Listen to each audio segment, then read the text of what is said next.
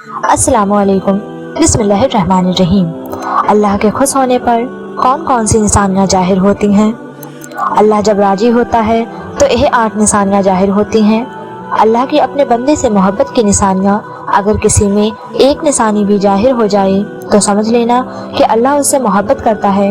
नाज़रीन, सबसे पहली निशानी, अल्लाह पाक जिसको दीन की समझ अता फरमाता है, दीन से उसे जोड़ देता है और उसे अपना महबूब बना लेता है। हजरत अब्दुल्लाह इब्न मसूद रजी अल्लाह ताला अन्हु से मरवी है कि रसूलुल्लाह सल्लल्लाहु अलैहि वसल्लम ने फरमाया कि अल्लाह पाक तुम्हारे दरमियान अखलाक भी तकसीम करता है जिस तरह रिज़्क तकसीम करता है। अल्लाह पाक दुनिया उसको भी देता है जो अल्लाह पाक का प्यारा हो या ना हो, लेकिन अल्लाह पाक दीन की समझ सिर्फ उसे देता है जो अल्लाह पाक का महबूब होता है। इबादत की मोहब्बत, कुरान की मोहब्बत, अल्लाह पाक की मोहब्बत, अल्लाह के जिक्र से मोहब्बत, रसूलुल्लाह सल्लल्लाहु अलैहि वसल्लम पर दुरूद व सलाम भेजने का शौक और तड़प, यह वह चीज है जो इस बात की निशानी है कि अल्लाह ने उसे बहुत प्यारा बना लिया है। दूसरी निशानी, रसूलुल्लाह सल्लल्लाहु अलैहि वसल्लम ने फरमाया, अल्लाह जिसे अपना बनाता है तो फिर उस पर थोड़ी सी आजमाइश भी डालता है। यानी अल्लाह पाक देखना यही चाहता है कि यहाँ बंदा मेरे फैसले पर राजी होता भी है या नहीं, और अगर जो बंदा राजी हो जाए तो अल्लाह पाक उसे दुनिया में भी राजी रहता है और आखिरत में भी। जो बंदा उस वक्त बौखलाहट का शिकार हो जाए कि यह क्या हो गया मेरे साथ में, मैं तो नमाज भी पढ़ता हूँ, कुरान पाक की तिलावत भी करता हूँ, फिर मुझे बुखार क्यों आ गया है, मैं तो दीन का मददगार हूँ, फिर मुझे क्यों फिक्र हो रही है। तो ऐसा नहीं होना चाहिए, ऐसा सोचना गलत है, ऐसा नहीं सोचना चाहिए। हजरत बिलाल हबशी रजी अल्लाह ताला अन्हु से किसी ने पूछा कि आप बड़ी तौहीद की बातें करते हैं तो आपको इतनी बुरी तरह से मार क्यों पड़ी है? तो आप रजी अल्लाह ताला अन्हु ने फरमाया कि तुम भी तो बाजार जाकर बर्तन खरीदने से पहले उसे बजा कर देखते हो कि मिट्टी सही तरह से लगी है या नहीं। बस अल्लाह ने मुझे आजमाया, उसके बाद यही वह गुलाम था कि जिसका रंग भी काला था, मोटे मोटे होंठ थे, जिसके बारे में अल्लाह के प्यारे रसूल सल्लल्लाहु अलैहि वसल्लम फरमाते हैं कि जब मैं जन्नत में जा रहा था, जब मुझे मिराज कराई गई तो आगे आगे किसी के चलने की आवाज सुनाई दी। मैंने हजरत जिब्राईल अलैहिस्सलाम से पूछा कि यह कौन है? जवाब मिला कि यह बिलाल हबशी हैं जो आपके आगे चल रहे हैं। हुजूर पाक सल्लल्लाहु अलैहि वसल्लम जब वापस आ गए तो हजरत बिलाल रज़ी अल्लाह ताला अन्हु से पूछा कि तुम कौन सा अमल करते हो?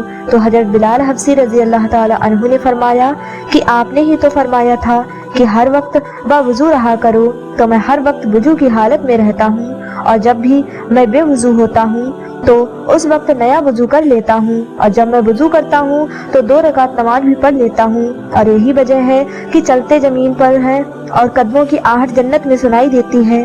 तो आजमाइश अल्लाह पाक की मोहब्बत की दूसरी निशानी है। इसीलिए अगर कोई भी परेशानी हो, उसका यह मतलब नहीं होता कि पता नहीं कि मुझे क्या होगा।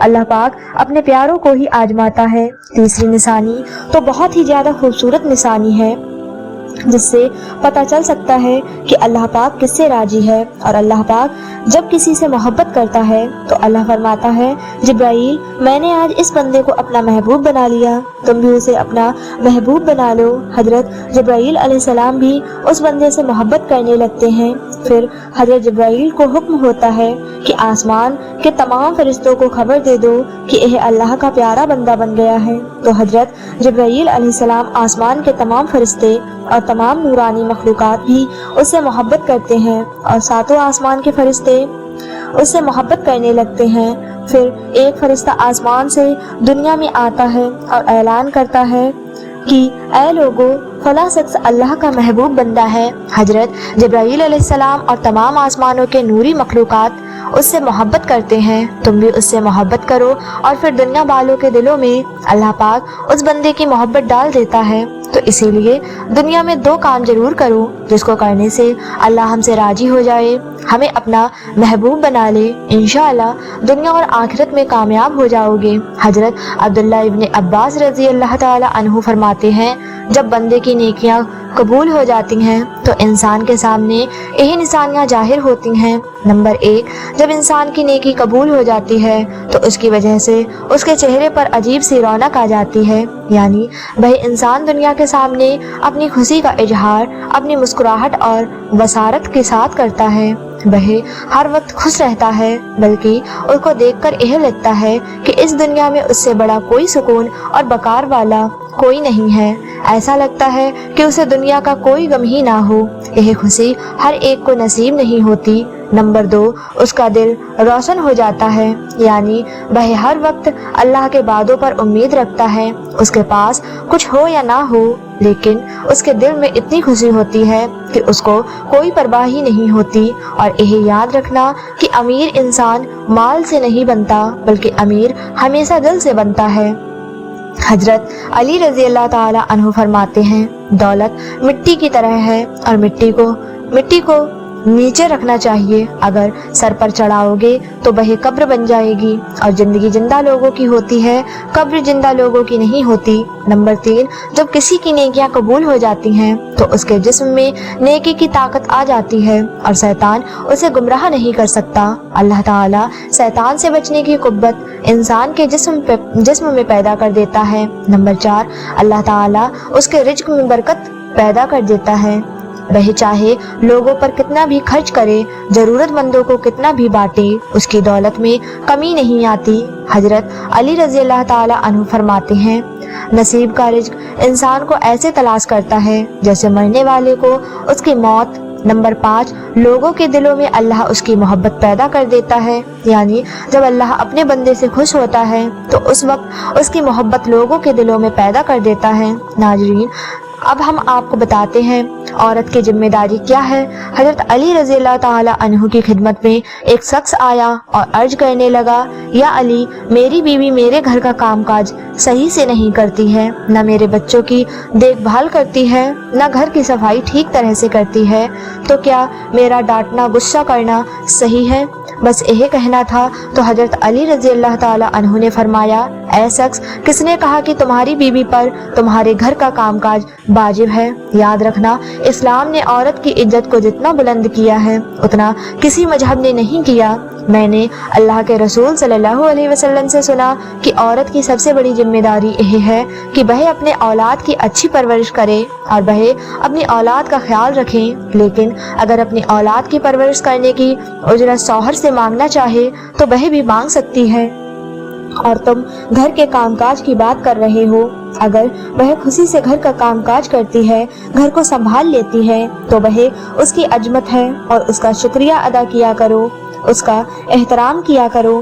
میں نے اللہ کے رسول صلی اللہ علیہ وسلم سے سنا کہ جس وقت عورت اپنے گھر کا کام کرتی ہے اس وقت اللہ اپنے فرشتوں کو زمین پر بھیجتا ہے اور کہتا ہے کہ جب تک یہ عورت گھر کا کام کرتی رہے اس کے لیے عبادت لکھتے رہو، اور وہ پورا وقت جو عورت گھر کے کام میں لگاتی ہے وہ اس کی عبادت میں شامل ہو جاتا ہے۔ یہ عورت کی بڑپن ہے کہ وہ تمہارے گھر کو جنت بناتی ہے، تمہارے بچوں کو عظیم انسان بناتی ہے۔ لیکن اگر کوئی عورت پر ظلم کرے، گھر کے کام کاج کی وجہ سے اسے ٹوکتا رہے، اس پر ظلم کرتا رہے، تو روز محشر میں اللہ تعالیٰ اس انسان کو گدھے کی شکل میں اٹھائے گا اور دوزخ کا ایک دروازہ ان لوگوں کے لیے کھولا جائے گا اور یہ کہا جائے گا، یہ وہ انسان ہے جنہوں نے اپنی ہی عورتوں پر ظلم کیا، ان کو حقیر سمجھا اور ان کو غلام سمجھا۔ ناظرین، اب ہم آپ کو بتاتے ہیں حضرت علی رضی اللہ تعالی عنہ نے فرمایا، گھر میں عورت کا رونا کیسا ہوتا ہے؟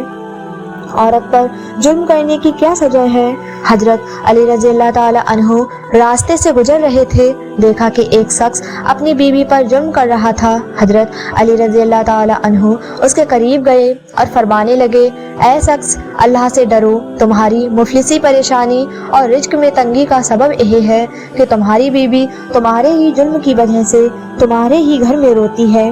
میں نے رسول اللہ صلی اللہ علیہ وسلم سے سنا ہے کہ جس گھر میں عورتیں روتی ہیں اس گھر میں رزق کے فرشتے نہیں آتے، اور اس کے گھر میں رہنے والے مردوں کے رزق کی راہیں تنگ ہونے لگتی ہیں اور انہیں اس پریشانی اور مفلسی میں گرفتار ہو جاتے ہیں۔ یاد رکھنا، اللہ نے اولاد مرد کی تقدیر اور دولت عورت کی تقدیر میں لکھی ہوئی ہے۔ اگر تم یہ چاہتے ہو کہ تمہارے رزق میں اضافہ ہو اور عزت شہرت دولت دن بہ دن بڑھتی جائے تو اپنے گھر میں اپنی عورتوں کا خیال رکھو، انہیں خوش رکھو۔ اللہ کے فضل و کرم سے تم عزت شہرت اور دولت میں فراوانی پاؤ گے۔ ناظرین، اسی طرح کا ایک اور واقعہ ہے کہ ایک مرتبہ حضرت علی رضی اللہ تعالی عنہ راستے سے گزر رہے تھے۔ آپ نے دیکھا ایک شخص اپنی عورت پر ظلم کر رہا تھا اور اس کی توہین کر رہا تھا۔ حضرت علی رضی اللہ تعالی عنہ اس کے قریب گئے اور فرمانے لگے، اے شخص، یاد رکھنا، اللہ نے مرد کو طاقتور اس لیے بنایا ہے تاکہ وہ عورت کی حفاظت کر سکے، نہ کہ عورت پر ظلم کر سکے۔ میں نے نبی کریم صلی اللہ علیہ وسلم سے سنا کہ جو مرد اپنی عورت پر ظلم کرتا ہے تو اللہ تعالیٰ اس پر لعنت بھیجتا ہے، اور اس نے کہا، یا علی، یہ میرے نکاح میں ہے، میں اسے جو بات کہتا ہوں یہ میری بات نہیں مانتی۔ تو حضرت علی رضی اللہ تعالی عنہ نے فرمایا کہ نکاح کا مطلب یہ نہیں کہ تم نے اپنے لیے غلام خریدا ہے، بلکہ نکاح کا مطلب یہ ہے کہ تم نے اپنی نسل کو بڑھانے کے لیے اس عورت سے مدد طلب کی ہے اور تمہاری اولاد کی اچھی تربیت کے لیے اس عورت کو چنا ہے۔ اور اے شخص، جس سے مدد لی جائے اس کو غلام نہیں سمجھتے، اور جو تمہاری اولاد کو پروان چڑھائے اس کو حقیر نہیں سمجھتے، بلکہ تمہیں تو اس کا شکر گزار ہونا چاہیے۔ اور یاد رکھنا، عورت پر ظلم کرنے کا مطلب یہ ہے کہ اولاد کی بغاوت آنے والے وقت میں اولاد اس عورت کے جسم سے تمہیں نصیب ہوگی تو اس کے وجود میں تمہارے لیے بغاوت ہی بغاوت ہوگی۔ اللہ تعالیٰ سے دعا ہے کہ اللہ ہمیں دین حق پر چلنے کی توفیق عطا فرمائے، ہماری اولادوں کو ہمارے لیے رحمت بنائے اور ہمیں دین کی مکمل سمجھ عطا فرمائے، آمین۔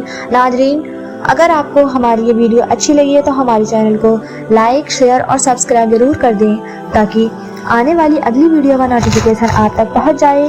تب تک کے لیے اپنا بہت سارا خیال رکھیں، دعا میں یاد رکھیں۔ اللہ حافظ۔